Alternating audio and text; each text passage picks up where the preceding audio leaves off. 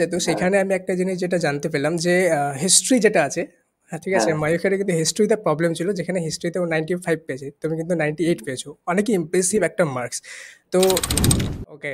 তো সবাইকে ইন্ট্রোডিউস করিয়ে দিয়ে আগে ১ম তৃষান বেঙ্গলিতে 91 পেয়েছে, ইংলিশে 97, ম্যাথে 90, লাইফ সায়েন্সে 98, ফিজিক্যাল সায়েন্সে 91, হিস্ট্রিতে 98 এবং জিওগ্রাফিতে 97, তাই তো? হ্যাঁ, স্যার। তো ১ম এ আমরা তোমার কাছে একটা জিনিস জানতে চাই যে সাফল্যকে তুমি ১ম এ কোথা থেকে জানতে পেলে এবং কবে থেকে জানো?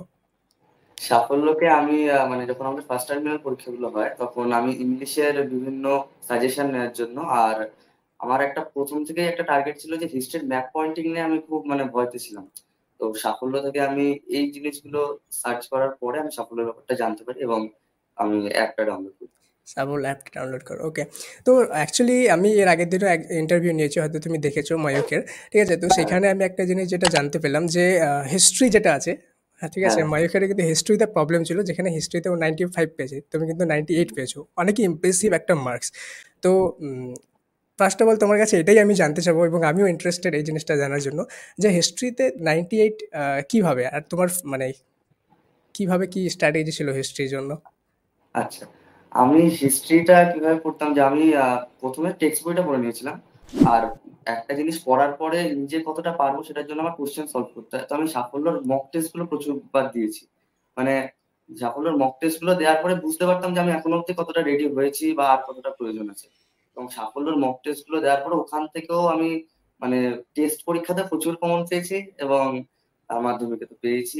আর ব্রড কোয়েশ্চেন যদি বলি তো আ বাড়িতে কিছু স্যার ছিলেন আর মেইনলি সাফল্যর যেই নোটস গুলো ছিল ব্রড কোয়েশ্চেন এর ওইগুলো আমি পড়েছি এবং ওখান থেকে ওকে। তো হিস্ট্রিতে যেই জিনিসটা হয় যে হিস্ট্রিতে যথেষ্ট মানে প্রিপেয়ার করার পরেও কোথাও না কোথাও গিয়ে নোটে প্রবলেম আসে, যে নোট ভালোভাবে হুম, বানানোর পরেও হয়তো কোনোটা ৫ মার্কস আসে তো ওটা ৩ মার্কস দিয়ে দিয়েছে। হুম, হুম, তো এক্স্যাক্টলি তুমি কিভাবে নোটগুলো বানাতে এবং কোন কোন জিনিসগুলো ধ্যান রেখেছিলে যেটাতে কারণে তুমি ফুল মার্কস পেয়েছো সেই নোটগুলোতে হিস্ট্রি? হ্যাঁ। আমি হিস্ট্রির সাফল্য থেকে যে নোটস গুলো ছিল ওইগুলো নিজে পড়েছি। তারপরে বই থেকে খুব একটা আমার এড করতে হয়নি কারণ কি মানে ওইখানে পুরোটাই ছিল, ভালোই ছিল। আর তবু বই থেকে ১ টা ২ টো পয়েন্ট, ১ টা ২ টো সাল যদি এড করতে হয় তো ওইটুকু আমি করেছিলাম। আর বাকিটা সাফল্য নোটস আর সাথে একজন স্যারের ছিল হুম, ওখানে। স্যারের হেল্প তো তো লাগবেই। স্যারের নোটস গুলো পড়েছি। পড়ে একসাথে মিলিয়ে আর লিখেছি। এক্সামে যখন লিখেছিলে কিভাবে? মানে পয়েন্ট ওয়াইজ বোল্ড পয়েন্ট করে এইভাবে? হ্যাঁ, হ্যাঁ, হ্যাঁ, হ্যাঁ। ওরকম ভাবে করেছি। ওকে। তো আর যেটা এখন তুমি আমার হুম, মাধ্যমিকে আমি বাড়িতে এসে যখন মিলিয়েছিলাম আমার ২ টো শর্ট কোয়েশ্চেন ভুল গেছিল। আর বাকি সব ঠিকঠাকই ছিল। এবার ২ টো শর্ট ভুল করে যে 98 উঠবে এটা আমি মানে আনএক্সপেক্টেড ছিল। মানে নোটস এ কোথাও কাটা যায়নি। হুম, নোটসে কোথাও কাটা যায়নি। ওকে। তো আচ্ছা, তোমার যেমন হিস্ট্রিতে রয়েছে তেমনই কিন্তু লাইফ সায়েন্সেও 98 রয়েছে। তো লাইফ হুম, সায়েন্সেরগুলো যখন বা জিওগ্রাফিতেও 97 রয়েছে। তো যখন তুমি লাইফ সায়েন্স আর জিওগ্রাফিটা প্রিপেয়ার করতে, তখন কোন কোন জিনিসগুলো ধ্যান রাখতে বা কোনো চিত্র অঙ্কন কোন কোন জিনিসগুলো তোমার নেক্সট ভাই বোনেদের বলতে চাও যে এগুলো ধ্যান রাখলে তারাও এরকম একটা ইমপ্রেসিভ মার্কস তুলতে পারবে? আমি ফার্স্ট অফ অল বলব যে যেই টেক্সট বইটা তোমরা ফলো করো ওইটা তো ভালোভাবেই পড়বে। একদম পুরো খুঁটিয়ে পড়বে।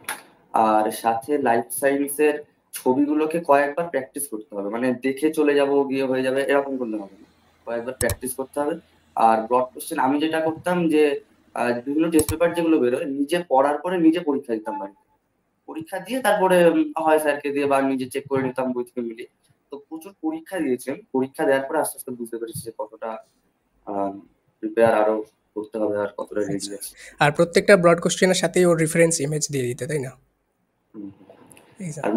আর সাফল্যের মক টেস্ট গুলো প্রচুর দিয়েছি শর্ট কোয়েশ্চেনটা মেবি রেডি করার জন্য। ওখান থেকে প্রচুর আমার শর্ট কোয়েশ্চেনটা খুবই ভালোভাবে রেডি হয়েছে। আর ব্রড কোয়েশ্চেন এর যখন বিভিন্ন পার্থক্যগুলো যেগুলো পয়েন্ট ওয়াইজ করে লিখেছি তো ওইগুলো আমার খুব হেল্প করেছে। ওকে। তো যারা নেক্সট ভাই বোনেরা আছে তাদেরকে তুমি কোনো সাফল্য রিলেটেড মানে বলতে চাবে যে কিভাবে তাদেরকেও হেল্প করতে পারে সাফল্য? সাফল্য অ্যাপটা প্রথমত সাফল্য নামটা পুরোপুরি সার্থক। কারণ কি সাফল্য অ্যাপটার মাধ্যমে মানে পুরো সফলতার শিখরে নিয়ে যেতে পারবে। হয়তো আমার কিছু মিস্টেক ছিল তাই জন্য হয়তো আরেকটু ভালো হতো। কিন্তু সাফল্য অ্যাপটা থেকে আমি প্রচুর হেল্প পেয়েছি। যার জন্য আমি টেস্টেও আমার স্কুলে বাংলা নাম্বারটা মাধ্যমিকে একটু কম এসেছে কিন্তু স্কুলে হাইয়েস্ট ছিল। আর হিস্ট্রিতেও ভালো হয়েছিল। আর অন্যান্য যেসব সাবজেক্ট গুলো ছিল ভালো ছিল। আর সাফল্য অ্যাপটার যে নোটস গুলো রয়েছে খুবই ভালো। মানে নোটস গুলো পড়ার পরে আমার মনে হয় বা মানে বইটা একবার রিডিং দিলে আর হয়তো কিছু লাগবে না। নোটসটা খুবই ভালো।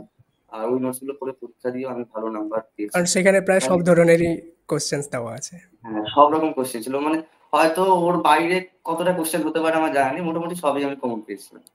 ওকে। তো সবারই একটা জিনিস যেটা হয় যে কোনো না কোনো বিষয়ে তাকে টাফ মনে হয়। ওকে।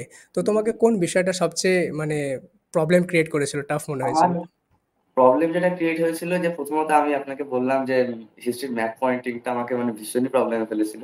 আর তাছাড়াও যেটা ইংলিশের বিভিন্ন রাইটিং স্কিলস গুলো ওই দিকটা।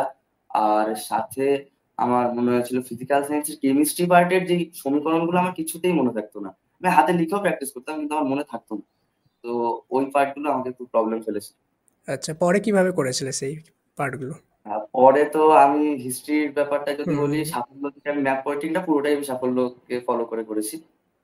আর ফিজিক্যাল সায়েন্সের যেই সাজেশনে যেই মানে সমীকরণগুলো দেয়া ছিল, ওইগুলোকে আমি বেশি করে প্র্যাকটিস করেছি। এমন না যে বাকিগুলো দেখিনি, হুম, বাকিগুলো তো অবশ্যই দেখেছি। কিন্তু ওগুলোকে আমি খুব বেশি ভালোভাবে করেছি এবং ওর মধ্যে থেকেই যা আসা।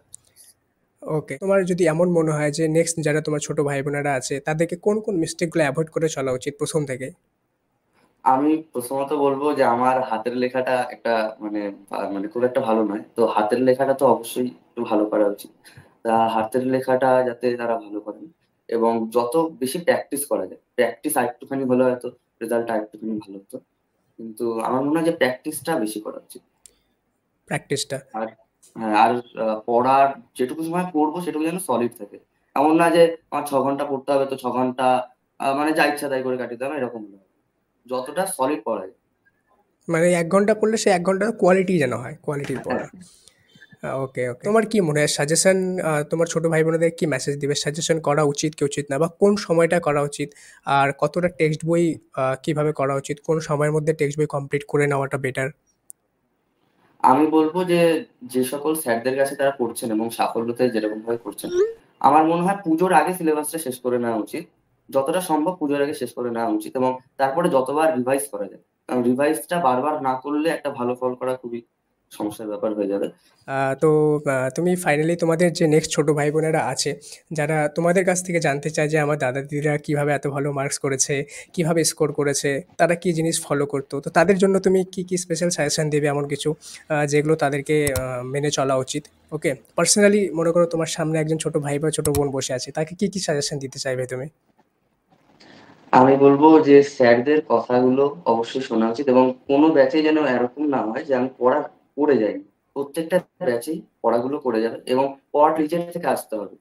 এমন না যে কেউ বলছে বলে আমার করতে হবে, ওটা নিজের জন্য করতে হবে। তো কোনো পড়া যেন ডিউ না থাকে, ব্যাকলগ না থাকে। কারণ কি ব্যাকলগ থাকলে সেটা বাড়তেই থাকে। তো আমি চাইবো যে তারা এই জিনিসগুলোকে ফলো করুক। আর প্র্যাকটিসটা খুব ইম্পোর্টেন্ট। বারবার রিভাইজ করাটা খুবই ইম্পোর্টেন্ট। প্র্যাকটিস আর বারবার রিভাইজ। তো তুমি তোমার মানে কথা থেকে ওভারঅল সাম আপ যেটা পেলাম যে ফার্স্ট অফ অল তো হ্যান্ড রাইটিংয়ের উপর ধ্যান দিতে হবে যাতে হ্যান্ড রাইটিং একদম, বেটার হয়। একদম। ওকে। প্লাস মানে ফটাফট টেক্সট বুক কমপ্লিট করে যত বেশি থেকে বেশি প্র্যাকটিস করা যায় এটা ধ্যান দিতে হবে, হুম, তাই তো? আর সাথে যতবার রিভাইজ করা যায় প্লাস মক টেস্ট, তাই না? হুম, হুম। তো মক টেস্ট গুলো সাফল্য মক টেস্ট গুলো তো অবশ্যই দিতে হবে এবং সাফল্যর যে নোটস গুলো আছে সেগুলো ফলো করতেই হবে। কারণ কি সেই নোটস গুলো পড়ার পরে একবার টেক্সট বুক পড়লে হয়তো আর কিছু আমার মনে হয় না লাগবে এক্সট্রা কিছু। লাগবে না। টেক্সট বুক পড়ে নাও, তারপর নোটগুলো বারবার থেকে বারবার প্র্যাকটিস করো, তাই তো? একদম। ওকে। অ্যান্ড নেক্সট ডে আরও তুমি এগিয়ে যাও লাইফে, অনেক ভালো কিছু করো, তোমার জন্য বেস্ট উইশেস এবং বেস্ট অফ লাক। আর সাফল্য তোমাদের সাথে আছে সবসময়। Best of luck, very very best of luck. Thank you so much.